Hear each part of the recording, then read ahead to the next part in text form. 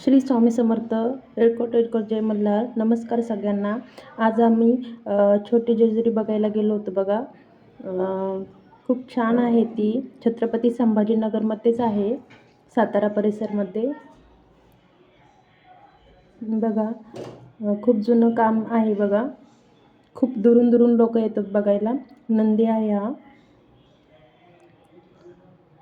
आणि प्राचीन मंदिर आहे हे. इकडे समोर एंट्री गेट आहे मंदिरामध्ये प्रवेश करण्यासाठी.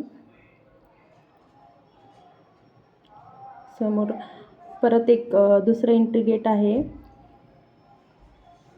आणि जुनं आहे मंदिर. असं बांधकाम आहे त्याचं मंदिराचं आतमधलं. खूप छान वाटतं, खूप फ्रेश वातावरण आहे. आउटसाईड आहे थोडंसं. नंतर दुसरा एंट्री गेट आहे इकडं समोर. आणि हळद आणि रेवड्या फेकलेल्या आहे बघा सर्वांनी. पिवळा कलर झालेला आहे सगळा. हे बघा, हे परत एक एंट्री गेट आहे आतमध्ये जाण्यासाठी. खूप छान आहे आतमध्ये पण गाभारा. इकडे बघा, हे आतमधलं आहे सगळं. आतमधल्या साईडचं बांधकाम आहे हे. आणि मेन मूर्ती आहे इकडे खंडोबाची ही समोर. नंतर देवी आहे आणि इथे महादेव आहे. आणि हे प्राचीन युगातील काहीतरी आहे बघा, मला नाही सांगता येणार याचं नाव. खूप जुनं मंदिर आहे हे. हे आतमधलं आहे सगळं. मेन दर्शन इथून घेतो.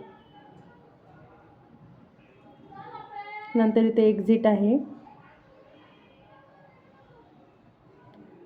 इकडून बाहेर येतं. मंदिराच्या आतल्या साईडमध्येच एका साईडने एक्झिट दरवाजा काढलेला आहे बघा त्यांनी. आणि हे बाहेरच्या साईडचं बांधकाम आहे.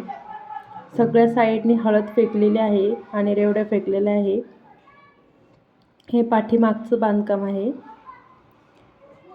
खूप वरतीपर्यंत सेम असं सुंदर बांधकाम आहे बघा.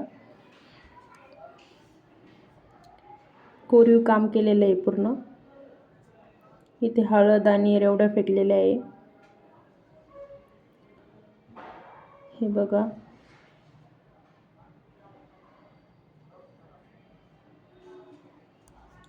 इकडे समोर पण. आता आपण पहिले समोर बॅक साईडने परत समोर जातोय बघा. खूप मोठा एरिया कव्हर केलेला आहे मंदिराने. आणि सगळ्या साईडनी खूप छान बांधलेले आहे. खूप छान मंदिर आहे बघा.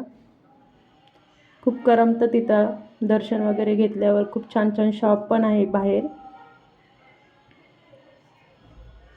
हे आपण परत समोरच्या साईडने आलोय बघा,